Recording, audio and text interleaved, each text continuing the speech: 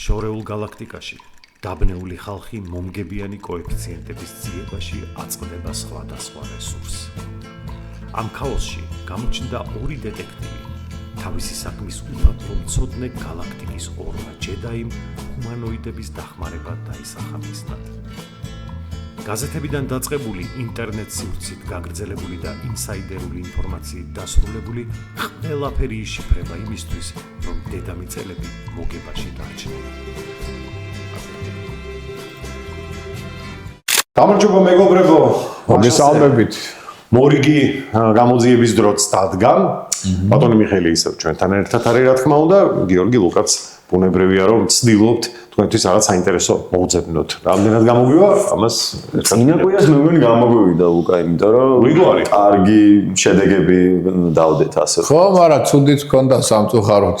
თქვენ ივარაუდეთ ეგ გავიდა სამწუხაროდ მერაბდუარიშვილმა დაკარგა კამარი და იმედია ბატონო მიხეილ როგორც იწერება, როგორც თავად მერაბმაც თქვა, შემდეგი ბრძოლა ისევ იანთან ექნება, ისევ კამარზე, იმიტომ რომ იმსახურებს. იმედია რომ უფრო კარგ პერიოდში. აი ზუსტად და ჩვენ მივაწოდეთ. ჩემზე რო იყოს მზად ვარ ყოველთვის. კი ბატონო. ისე დროს დაენიშნება რომ ამჯერად დვალიშვილისთვის უფრო ხელსაყრელი პერიოდი იყოს და არა მისი მეტოქისთვის და ფაქტი ერთია რომ გასათვალისწინებელია ეგ ამბავიც.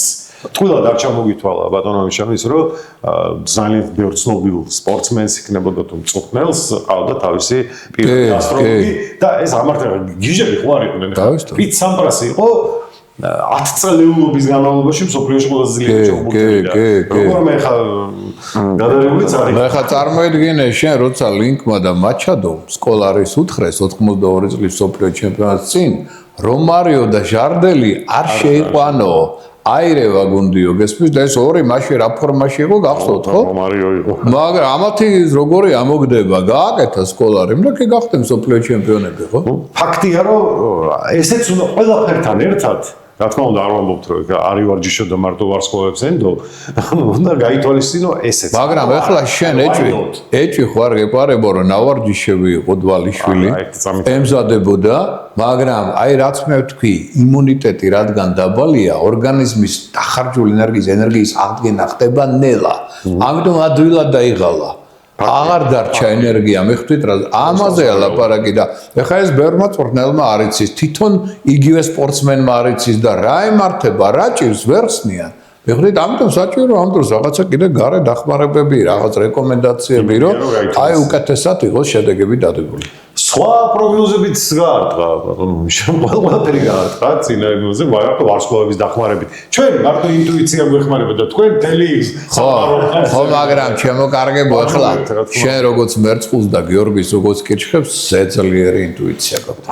4 ხეულში შედიხარ ძლიერი ნიშნების ამიტომ თქვენ წარგინტყუნებთ 4 ხეულში 4 ხეულში მოა აი მორიელია კიდე ინტუიციური და თევზები თქვენთან ერთად ეს 4 ხეული კარგი ახალი კვირა ახალი იდეები კი ბატონო მიდი გავუჩვენო მე კაი დავიწყებ თუ არა დავიწყებ და ვარ ვიტყვი ბატონმა მიხეილმა თქვა ისიც რომ ეს სტუდენტესი გავიდა და არგენტინის ჩემპიონატის ფინალში მე ვთქვი რომ რასინგი გავიდოდა და მაგაში დამეთანხმა ბატონი მიხეილი ანუ ამბავი იყო ის რომ ბოკა რასინგში მეწერა ბარათები და 8 იყო და მაგას კარგი კოეფიციენტი ჰქონდა და იქვე ისიც ვთქვი რომ რასინგი მგონია რომ გავათქო მიუხედავად იმისა რომ ბოკა იყო ფავორიტი იმიტომ რომ წინა თამაშებს უყურე და ბოკა დიდად არ ვარგოდა.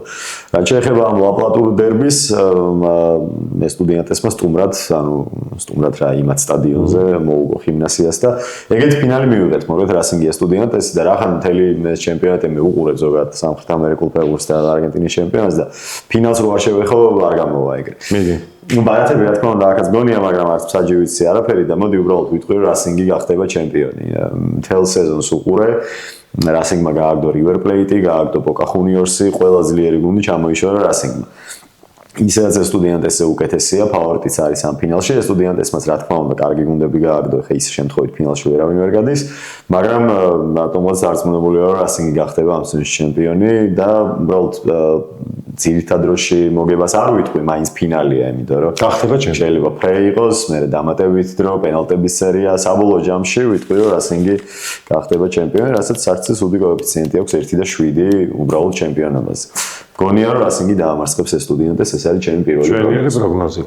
სხვათა შორის სანამ ჩემსაზე გადავალ, გამოვკითხეთ ისევ მაყურებელი, ავარჩიეთ 3 თამაში, ისეთ ცენტრალური დაპირისპირებები, ავიღეთ საფრანგეთიდან მონაკო მარსელი, ავიღეთ ასევე აიაქსი ფეინორდი, ძალიან ესეთი მაგარი ამსტერდამული კი არა და ნიდერლანდური დერბი. ას ფიქრობს ამაზე ხალხი ვნახოთ და მე ბატონო მიშასაც ვკითხოთ ისე აზრი.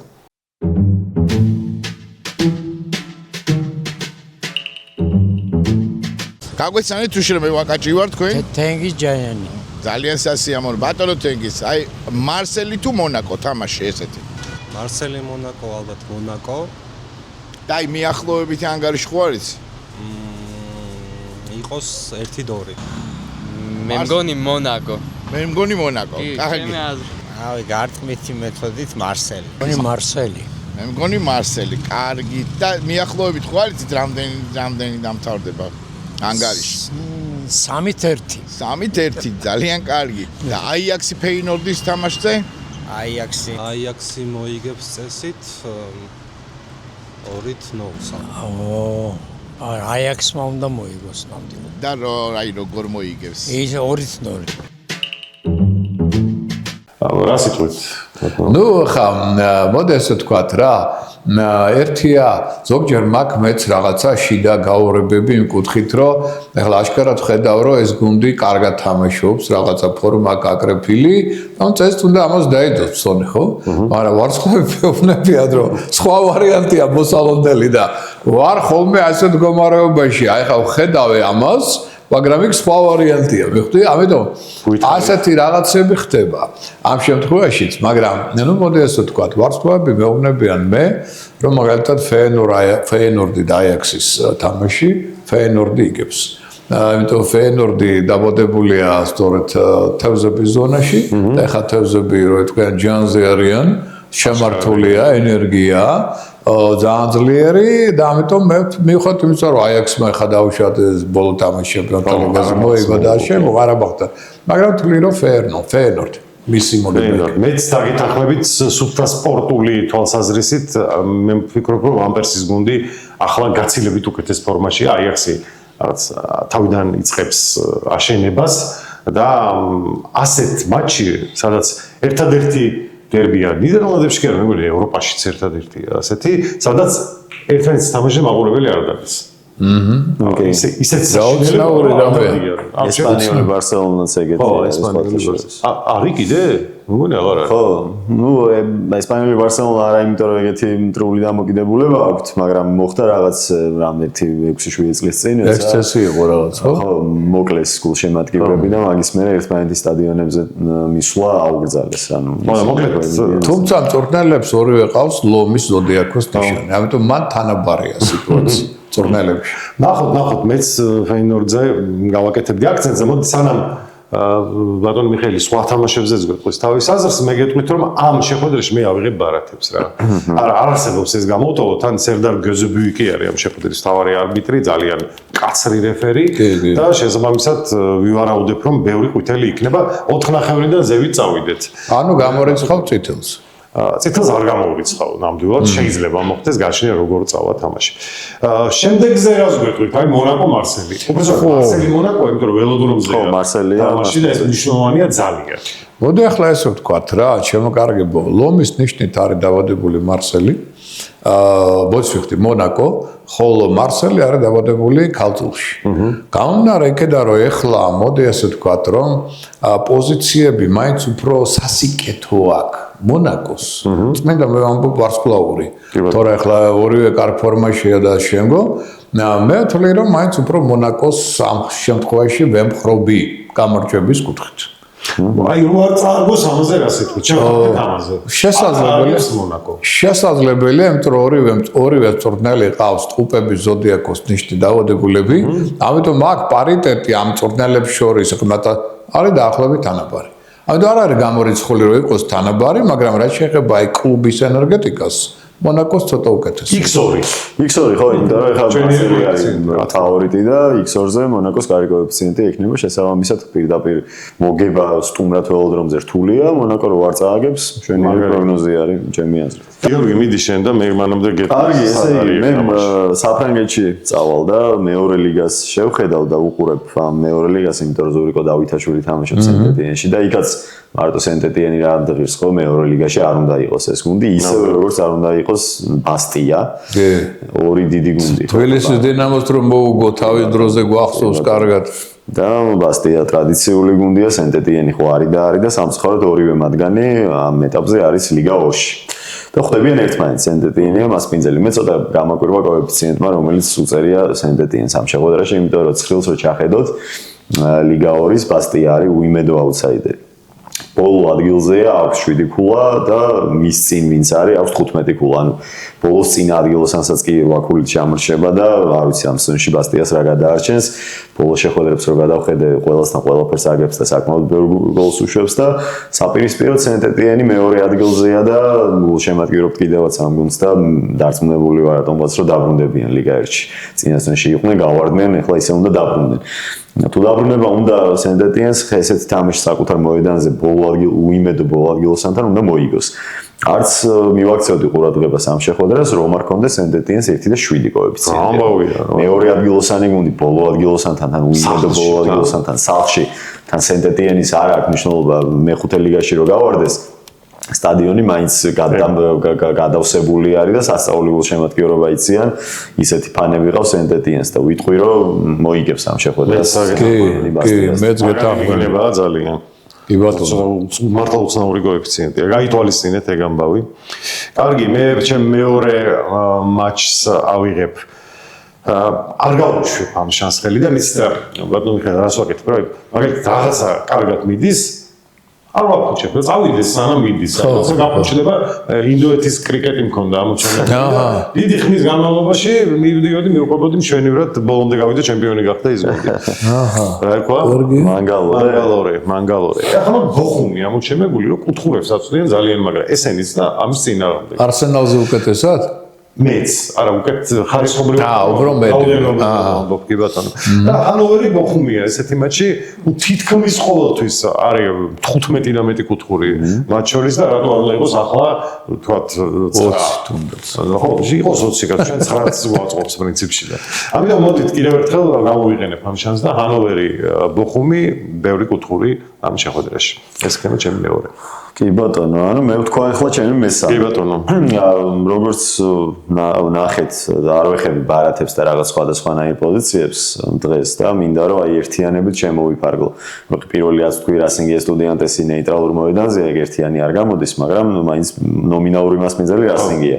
თქვი სენტეტიენის მოგება ბასტიასთან, ისე ვიტყვი რომ მგონია ესპანეთში სევილიას მოგება ოვიედოსთან.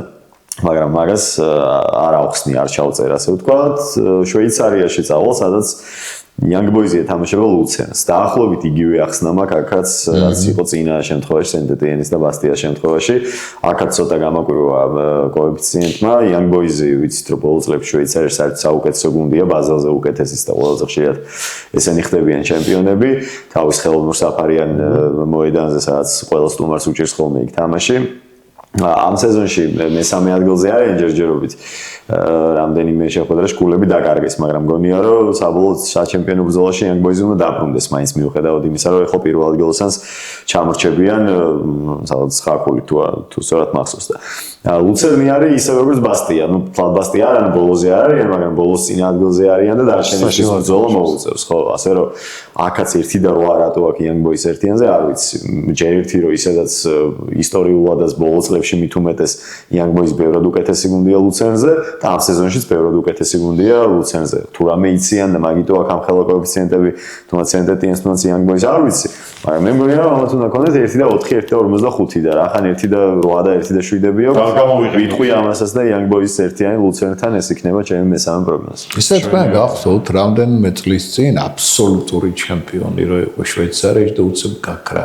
Grasshopers. Grasshopers ყველაზე ისევე როგორც ნორვეგიაში რუსენბურგი. კი ბატონო. Grasshopers-თან ხო აქვს დინამოს ნათამაშები. კი, როგორ არა. ძალიან კარგი გუნდი იყო და აბსოლუტურად გაქრა საერთოდ რა თვალთა ხედვით. დღემდე ითვლება მაინც ყველაზე ტიტულოვანი. არა, ნუ ფანტასტიკური. მაგის ერთადიანი იგივე არ არის ათამაშობს ნახეთ და. ხო. შარშან წაართვა საფრანგეთმა, შარშან იყო ხო? გადაუსწრო საფრანგეთმა. კი, სამწუხაროა ხა ეგეთი რაღაცები წერა სეგუნდა დივიზიონის ხელს ნახულობდი და გულშემატკივრობ დეპორტივოს, რომელიც რა გუნდი იყო. ხო, ძალიან კარგი გუნდი იყო. ურთელმეც მახსოვს ვალერონები და ტესტანები და ირურეტა რო იყო მწვრთნელი და გავარდა ჯერ მეორე ლიგაში, მეორე ლიგიდან მესამეშიც გავარდა დეპორტივო და წინა სეზონში დაბრუნდნენ ისევ მეორეში და ეხლა მეორე ადგილზე არიან სეგუნდაში და იმედია მეორმა არ იცის სხვათა შორის. ხო, მეორმა არ იცის სხვათა შორის რომ ამანსიო ამარო რომელიც არის ლეგენდა აღზარდა დეპორტივომ სწორედ. მან დაიწყო თამაში. საწყენია რაღაც ეგეთი ჩვენც დაახლოებით ეგეთ პერიოდში ვართ არ გვიხსენებია დინამო თბილისის ახალგაზრდული აბა ისევ დარჩა ჩემპიონთა ლიგის ძირითადი ძალიან დასანები იყო მართლა ეხლა პირველ თამაშს 2-0-ს რომ მოიგებ თან მინსკის დინამოა რაღაცნაირი დერბია დინამოს ხვდება არა ფრედს ყოფნიდა რა სწორია ვეცო თბილისშია და ყველა შანსი აქვს ყველა გონდა იყო მით უმეტეს რომ გავდიოდით უკვე ძირითად ბადეში, სადაც შევხვდებოდით Paris Saint-Germain-ს, Dortmund-ს, Barcelona-ს, ეგეთ გუნდ შეიძლება და შევხვდროდით და ცუდი პერიოდი. აი ხო ნახოთ მინსკი ვის შეხვდება და შეიძლება მინსკის დინამო Barcelona იყოს და ძალიან კაი იქნებოდა ჩამოვით უნდა 19 წლამდელები, მაგრამ ჩამოვიდა და ეგეთი გრანდი აქვს, მაგრამ არ გამოვიდა. კარგი, მე დასკვნით მატჩს ავიღებ ავსტრალიის ჩემპიონატიდან. მინდა შევეხო მელბურნ ვიქტორიისა და ადელაიდა იუნაიტედის დაპირისპირებას. მე რატო მივაქცია მას ყურადღება მელბურნს 4 მატჩია გოლი არ აქვს გატანილი. ამ დროს ერთ-ერთი ყველაზე გამდანი გუნდი იყო. ვინმე ცნობილი თამაშობს ამ მელბურნში ან ადელაიდაში არა? ძალიან მძიმე სიტუაცია არის. ერთი ქართველი თამაშობდა მე მგონი რამდენიც. იყვნენ. ახლა უკვე ქართველი იყო, ახლა აღარ არის არც. ხო და მოკლედ მე ამ შეხვედრაში მგონია რომ ეს ნალსი გატყდება და ბევრი გოლი გავა. ისედაც ერთმანეთში რო გადაავლოთ მატჩს, მაგალითად ბოლო დაპირისპირება 5-3 დასრულდა მელბურნის სასარგებლოდ ეს ცოტა ხნის წინ იყო, მაგრამ მაინც და იმის წინ კიდე 3-2, მოკლედ ეს 4 მატჩიანი სერია უგოლო ავსტრალიაში ძალიან დიდი იშვიათობა. თან გააჩნია გუნდს ხო ახლა მელბურნი არ არის ვიღაც. ხო და შესაბამისად გონია რომ აქ თვითონ მელბურნის გაიტანს დაცვიდან გამომდინარე ისე კატასტროფულად თამაშობდა 4-დან 3 წააგო, გაშვებითაც შეიძლება გაუშვას, ასე რომ მეტობას ავიღებ უბრალოდ თან კოეფიციენტი სავსებით ნორმალურია. აი ეს იქნება ჩემი მესამე. მოდი ორი სიტყვით შევეხოთ ჩემპიონთა ლიგას. მე მგონი მაყურებლისთვის საინტერესო იქნება თქვენი აზრი, იგივე Real City იყო, ნახეთ, ცუდი თამაში არ გამოვიდა რეალმა კიდევ ერთი მატჩი წააგო, იქ ინტერი ლივერპული იყო კარგი თამაშები და აი რეალის გულშემატკივარი ხართ თქვენ უკვე. ვარ, ჩემო კარგო, მაგრამ გამაწბილეს, რა გითხრა, აბა. და ყოველ შემთხვევაში ფაქტია, რომ ჯერ ძალიან უჭირს ალონსოს დაბალანსება გუნდისა, ვინ, სად, როგორი და მე არ ვიცი ხა შიდა ფსიქოლოგიური ფაქტორი მოქმედებს თუ გუნდი მოუმზადებელია, რა ემართება რა, ზოგჯერ მაგონებს ხოლმე თბილისის დინამოს, რა კუთხით გეტყვით, ძველ თბილისის დინამოს. გულისხმობ. აი, როგორც კი გოლს გაიტანდნენ, ხო? მე გუნდი თამაშს ანებებდა. და მე აგებდა ბოლოში აუცილებლად გოლში.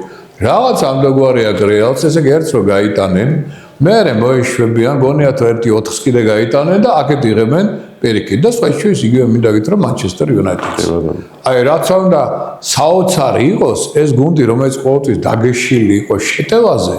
ეხლა ერთ გოლს გაიტანს თუ არა, მე ამის შენარჩუნ და რომელი Juventus-ი ან Madrid-ის Atletico-ა Manchester United-ი რომ ეს თამაში არ არის მისი. არ არის ეს მისი, ხო? მეორე, მესამე თუ არ გაიტანა, იგივე ჭირს Real-ს ზუსტად. თუ მეორე მესამე გოლი არ გაიტანა, ეს გუნდი ისე როგორც მაშინ აი ერთნაირი სისაა. ხასიათი აუცილებლად წააგებს მე რა. როგორ ფიქრობთ აცლიან ალონსოს? მან ხო ეგეთი ამბავია რომ პატარა მე ფიქრობ რომ კი, ეხლა ამ ეტაპზე ჯერთი არც არავინ არ არის, არც აწყობთ ეხლა. მე ეს კაცი მოიყვანეს პრინციპში იმით რომ ექსპერიმენტები უნდა ჩაატაროს და ახალი გუნდი დააყენოს, ხო? ეხლა უბრალოდ ცუდი ის არის რომ საექსპერიმენტო დრო არ არის ჩემპიონატი. ეს უფრო ადრე უნდა ყოფილიყო რაღაცნაირად, ხო? მაგრამ ნუ ალონსო ეხლა ხო ნახეთ ყველა თამაშზე რაღაცა ახალი სქემა, ახალი რაღაც სტილია, სინჯავს. ეხლა უცებ გადაიყვანა გუნდი ანჩელოტის სტილზე, ხო? აი მანჩესტერ სიტისთან. რაღაცა და ეხლა ეს არ არის ალონსო, ეს ანჩელოტია. რამდენად გამოუვა ეხლა ალონსოს ანჩელოტი? ეგედა საკითხავია, ასე რომ მე ვთვლი რომ 10 წლიან ჯერ, მაგრამ ნუ ეხლა რეალია, ხო და მოგეხსენება ამათ რესურსი თავისი მალე წურებად. ხო, ეს მომენტი არის. ეს კატასტროფა ჩემპიონთა ლიგაზე ერთი მარცხი კატასტროფა.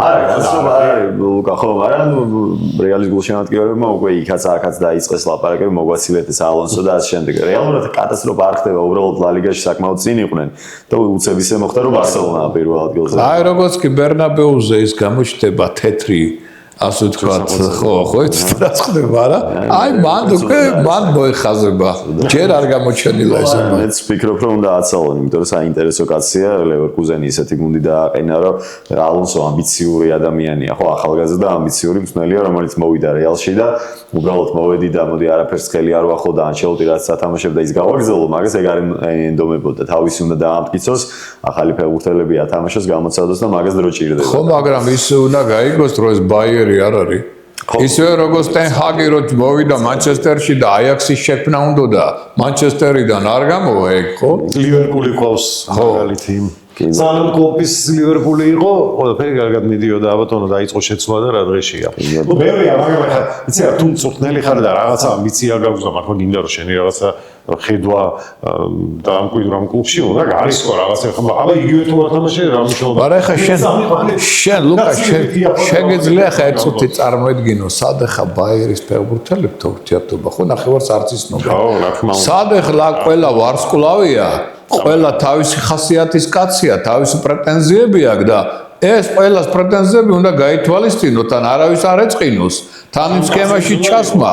ხო, ნუ ახლა ძალიან რთულია. ეგ დაძაბული ურთიერთობა გამოდის კიდეც ჩვენამდეც მოვიდა ვინისიუსის და ალონსოს ურთიერთობა თუნდაც. არა მარტო ვალვერდე როგორი განაცხენებული იყო. თან ასაკის ხო გასათვალისწინებელი. აბარა. რამდენიმე წლის წინ დაანება ფეხბურთს თავი, ხო? ანუ იქ არის რა. კი. მოკლედ, საინტერესო ბევრი იქნება, ჩვენ რა თქმა უნდა არაფერს მოგაკლებთ, კიდევ უფრო ვრცლად ვისაუბრებთ ხოლმე საინტერესო და აქტუალურ თემებზე. ეს განაცემა კი ამით უნდა დავასრულოთ. გამოიწერეთ არხი.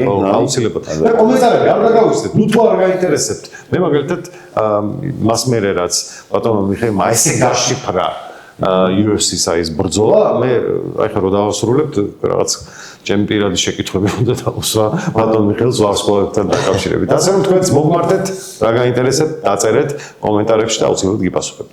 წარმატებები ყველას.